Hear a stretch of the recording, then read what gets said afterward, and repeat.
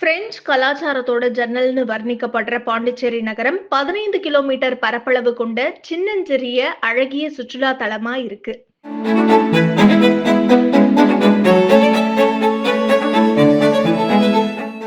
இங்க அழகிய கடற்கரை, மணக்குள விநாயகர் கோவில், அரவிந்தர் ஆசிரமம் உள்ளிட்ட ஆன்மீக தலங்கள், நேரான வீதிகள், பிரெஞ்சு மற்றும் தமிழ் பாரம்பரியம் கலந்த கலைநயத்துடன் கூடிய கட்டிடங்கள் இருக்கிறதால நாட்டின் பல பகுதிகள்ல இருந்து சுற்றுலா பயணிகள் வராங்க.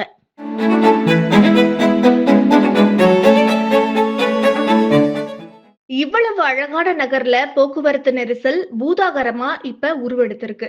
பெரும்பாலான வீடுகள்ல வாகன பார்க்கிங் வசதி கிடையாது. அதனால தெருக்களே இப்ப நிரந்தர பார்க்கிங் இடங்களா மாறிடுச்சு.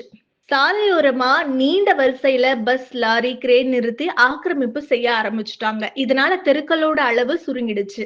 இதுதான் டிராபிக் பிரச்சனை பூதாகரமா உருவானதற்கு முக்கிய காரணமா இருக்குன்னு சொல்லப்படுது.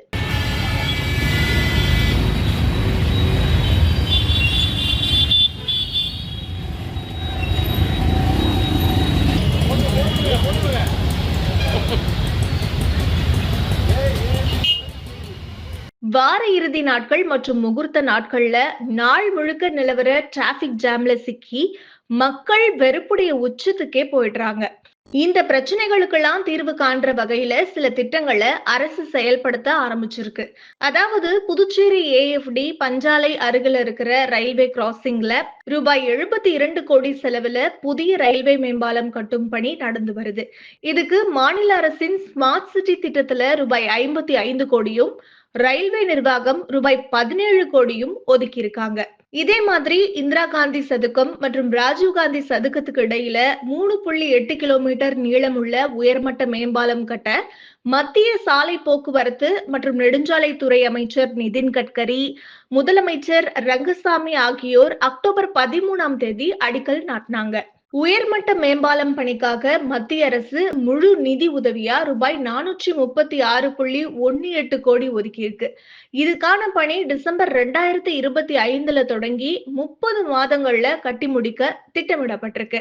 வணக்கம். நான் ஒரு கட்டுமான பொறியாளன், ஜியோடெக்னிக்கல் கம் ஸ்ட்ரக்சரல் இன்ஜினியர், அகில இந்திய லெவலில் ஜியோடெக்னிக்கல் கன்சல்டண்ட்டாக இருக்கேன். கிரேட் 1 ஸ்ட்ரக்சரல் இன்ஜினியராகவும் இருக்கேன். நான் முன்னாள் பொதுப்பணித்துறை பொறியாளர். நான் உங்கள்கிட்ட இப்போ சில விஷயங்கள் சொல்லணும்னு ஆசைப்பட்றேன். என்னென்னா, இந்திரா காந்தி சதுக்கம் முதல் ராஜீவ்காந்தி சதுக்கம் வரை மேம்பாலம் நமக்கு சேங்ஷன் ஆகிருக்கு. அது 436 கோடியில் சேங்ஷன் ஆகிருக்கு. அது கிட்டத்தட்ட 3.877 கிலோமீட்டர்ஸ் லென்த் உள்ள மேம்பாலம் நமக்கு கிடச்சிருக்கு.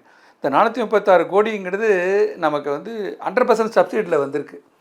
யாருக்குமே இது கிடைக்காத ஒரு வரப்பிரசாதம் நமக்கு. இந்த மேம்பாலம் வரதால் நமக்கு என்னென்ன நன்மைகள் அப்படின்னு பார்ப்போம். முதல்ல முக்கியமாக இந்த டிராஃபிக்கில் நம்ம ஜங்ஷனில் நிற்கிற டைம் குறையும். ஒரு ராஜீவ்காந்தி சிக்னல் நம்ம எடுத்துக்கிட்டிங்கன்னா அங்கே மொத்தம் 5 ரோட்ஸ் வருது.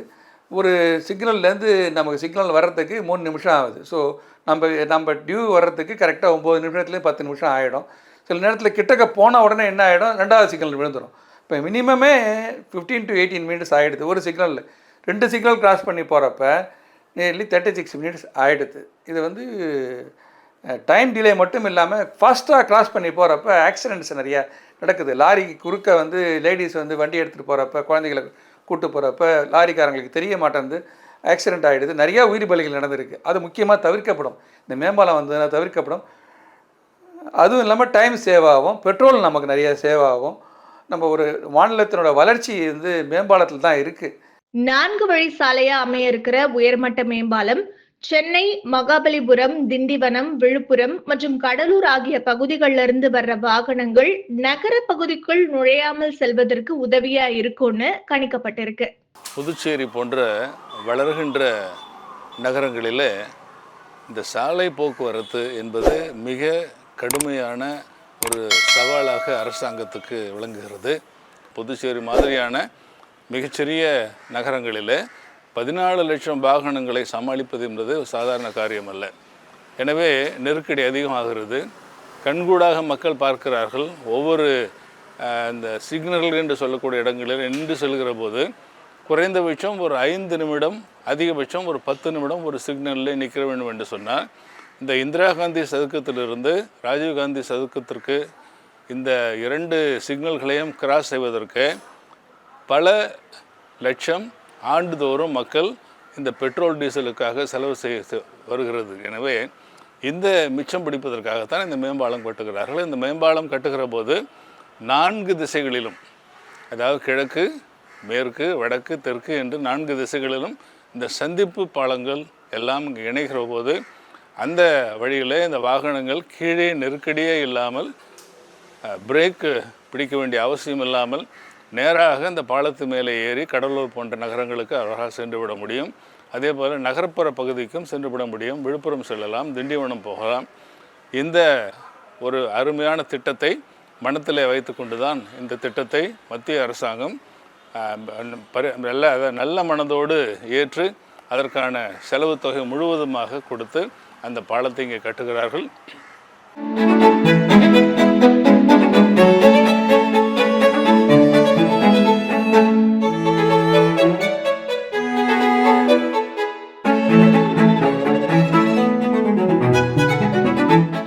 வணக்கங்க, என் பேர் கருணாம்பதி அல்ரோக். நான் பூர்வீகம் பாண்டிச்சேரி தான்.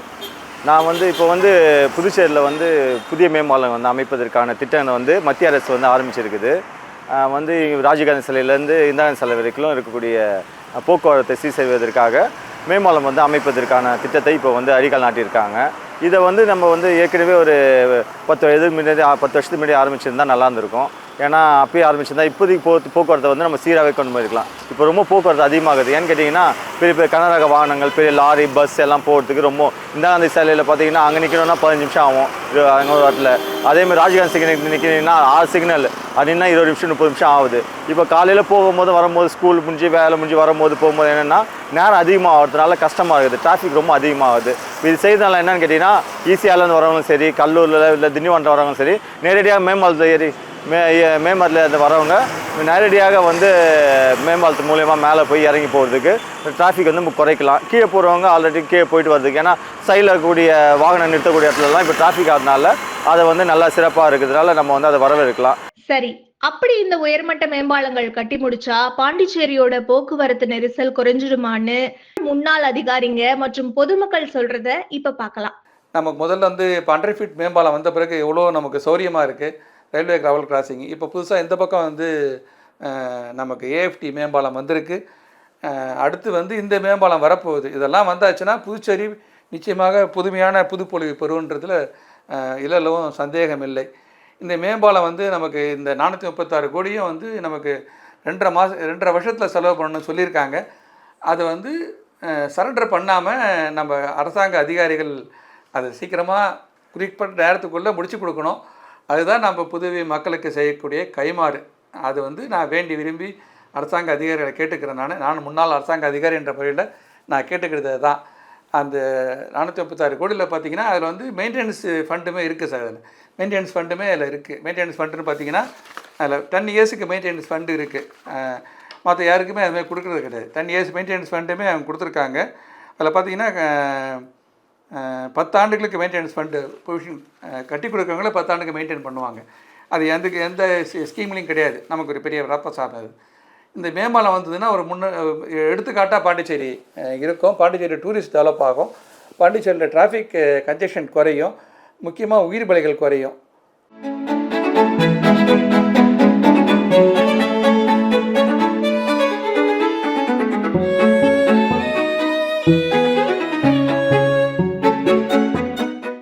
அனைவருக்கும் வணக்கம். கடந்த மாதம் நம்ம பாண்டிச்சேரியில் ஒரு மேம்பாலம் கட்டுறதுக்கான பூமி பூஜை போட்டிருக்கிறாங்க. இது ரொம்ப வரவேற்கக்கூடிய ஒரு விஷயமா இருக்குது. என்னென்னு பார்த்திங்கன்னா, சனிக்கிழமை ஞாயிற்றுக்கிழமை ஆயிட்டாலே புதுச்சேரியில் உள்ளவங்க வெளியில் கிளம்புறதுக்கு ரொம்ப பயப்படக்கூடிய ஒரு சூழல் உருவாகி இருக்கு. மேலும் பார்த்தீங்கன்னா ராஜீவ்காந்தி சிக்னல் கிட்ட வந்து ஒரு பெரிய நெருக்கடியான ஒரு சூழல் எப்பயுமே இருந்துக்கிட்டே இருக்கும். பள்ளிக்கூடம் போகிற கூட்டம் எல்லாமே வந்து நிறைய ஆக்சிடெண்ட் ஆகுது அப்படின்னு கூட சொல்லிகிட்டு இருக்கிறாங்க. அதுலேயும் பெண்கள் நிறைய பாதிக்கப்படுறாங்க. அப்படிங்கும்போது அதையெல்லாம் மாற்றுவதற்கான ஒரு விஷயமாக கூட இது இருக்கும். அந்த இடத்துல எந்நேரமும் ஒரு டிராஃபிக் அப்படி நெருக்கடி மிகுந்த ஒரு சாலையாக போனோம்னா ஒரு 20-25 நிமிஷம் அங்கே நின்று தான் அதை கடந்து போகக்கூடிய ஒரு சூழ்நிலையிலும் இருக்குது. இது எல்லாமே மாறக்கூடிய இனிமையாக, அதாவது ஒரு வெளியில் போகிறோம் வரோம் அப்படின்னு சொன்னாக்கா அந்த நம்ம கடந்து போகின்ற ஒரு பாதை வந்து மிக சுலபமாகவும் அழகாகவும் இருந்தால் அது வந்து ரொம்பவே மனதுக்கு இதமாக இருக்கும். இந்த திட்டமானது பார்த்திங்கன்னா சென்ட்ரல் கவர்மெண்ட் திட்டம் ஸ்கீம் வந்து அவங்க தான் வந்து இம்ப்ளிமெண்ட் பண்ணுறாங்க. ஃபண்டு ஃபுல்லாக அவங்க தான் கொடுக்குறாங்க. அதனால ஸ்டேட் கவர்மெண்ட்டில் பொன்னாடி பார்த்திங்கன்னா ஸ்டேட் கவர்மெண்ட் ஃபண்டு பாதி போட்டு அங்கே இருக்கிறதுனால நம்மளுக்கு நிறைய இடத்துல தொய்வு வந்துச்சு. இப்போ தொய்வு இல்லாமல் நடக்கிறது, சிறப்பாக முடிக்கிறது, ஏன்னா சென்ட்ரல் கவர்மெண்ட் முழுக்க வந்து நிதியை வந்து சென்ட்ரல் கவர்மெண்ட்டே கொடுக்கறதுனால நம்மளுக்கு வந்து இந்த தொய்வு இல்லாமல் சீக்கிரம் முடியும்னு நினைக்கிறோம். அதேமாதிரி ராஜீவ்காந்தி சிக்னலுக்கு அந்த இந்த சிக்னலுக்கு போகக்கூடிய அந்த மேம்பாலமானது உடனடியாக அங்கே போய் முடியுது. பார்த்திங்கன்னா காமாட்சி ஹோட்டல்கிட்ட முடிஞ்சவொடனே புதிய ஆர்டிஓ மேம்பாலம் ஏறுது. இப்போ எப்படி இதை வந்து திட்டத்தை அமைச்சிக்கிறாங்கன்னு தெரியல. ஏன்னா ஆர்டிஓ கிட்ட போய் அந்த மேம்பாலம் வந்து இறங்குறதுக்கும் இந்த மேம்பாலம் வந்து இறங்கி ஏறுறதுக்கு பார்த்திங்கன்னா ரொம்ப அதாவது விபத்துகள் ஏற்படக்கூடிய வாய்ப்புகள் இருக்குது. இந்த திட்டத்தை எப்படி அமைக்க போகிறாங்க, இறங்கி உடனே மேம்பாலத்தை ஏறணும். ஏன்னா ரைட் சைடு வந்து புதிய பைபாஸை பிடிக்கணும். இப்போ அதுவும் இருக்குது. அந்த பைபாஸ் பிடிக்கும் போது மக்களுக்கு வந்து இது இடையூறாக இருக்கும். இது ஆபத்து விளைவிக்குமா என்பது தெரியல. அதையும் சிறப்பாக செஞ்சு அதை ஒரு திட்டத்தை பயன்படுத்தி அதையும் கண்ணோக்கி அதில் செஞ்சாங்கன்னா இந்த திட்டம் நல்லா இருக்குன்னு நாங்கள் விரும்புகிறோம்.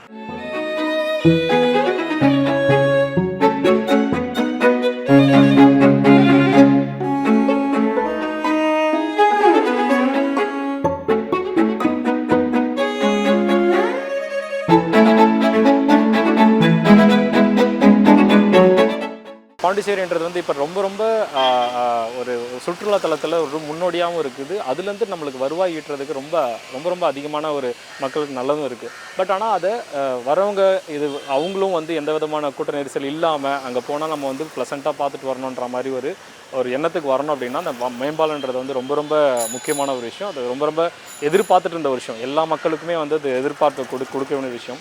ஸோ இதில் என்னென்னா 2-3 விஷயங்கள் வந்து நம்மளுக்கு வந்து ஒரு பூர்த்தி ஆகும். ஒன்று வந்து நம்ம பாண்டிச்சேரி மக்கள் வந்து எந்த ஒரு இடத்துக்குமே வந்து எந்த பிரச்சனையும் இல்லாமல் சீக்கிரம் போய் சேருவோம். இன்னொன்று வந்து நம்ம பாண்டிச்சேரியை தேடி வரவங்களுக்கு அவங்க என்ன எதிர்பார்த்து வராங்களோ அது ரொம்ப ப்ளசண்ட்டாகவும் முடியும்.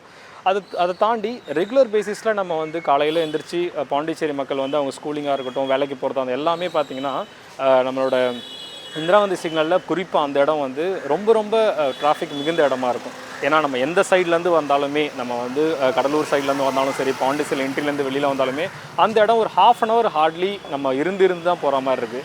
குறிப்பாக நம்ம பாண்டிச்சேரியை பொறுத்த வரைக்கும் முதல்லலாம் வந்து அதாவது என்னன்னா ஸ்கூட்டர்ஸ் அதிகமாக இருந்துச்சு.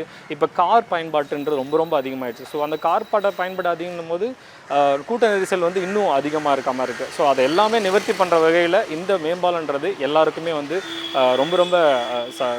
ரொம்ப நல்ல விஷயமாகவும் இருக்கும். அதனால் அந்த பாலம் கட்டுமான பணி நடக்கிற போது இருக்கிற சிரமங்களை மக்கள் பொறுத்து கொண்டால் அந்த பணி முடிவடைகிற போது அற்புதமான ஒரு பாலத்தை இங்கே கட்டியிருக்கிறார்கள், அதனால் நாம் தங்குதடை இல்லாமல் நாம் செல்ல வேண்டிய இடத்திற்கு வேகமாக செல்ல முடிகிறது, நேரம் மிச்சமாகிறது, இந்த பெட்ரோல் டீசல் மிச்சமாகிறது என்பது மக்களுக்கு புரியும். மேலும் அதாவது இதுபோல் இந்த போக்குவரத்து போன்ற உள்கட்டமைப்பு வசதிகள் பொருளாதார ரீதியாக எவ்வாறு நமக்கு உதவியாக இருக்கும் என்று சொன்னால், அந்த பாதையிலே பயணிக்கக்கூடிய வாகனங்கள், அது பேருந்துகள், லாரிகள் என்று சொல்லக்கூடிய வண்டிகள் எல்லாம், அதாவது பிற முக்கிய நகரங்களிலிருந்து நாம் அந்த பொருட்களை கொண்டு வந்து இங்கே விற்பனை செய்ய முடியும். அதிக அளவில் அங்காடிகள் வளர்ச்சி அடையும். மக்களுக்கு மிக குறைந்த விலையில் பொருள் கிடைப்பதற்கும் வாய்ப்பு இருக்கிறது. எனவே இந்த சாலை போக்குவரத்து மேம்பாலங்களை எல்லாம் மக்கள் ஆதரிக்க வேண்டும். பாண்டி பாட்காஸ்ட் யூடியூப் சேனலை சப்ஸ்கிரைப் செய்யுங்க. ட்விட்டர், ஃபேஸ்புக், இன்ஸ்டாகிராமில் தொடருங்க.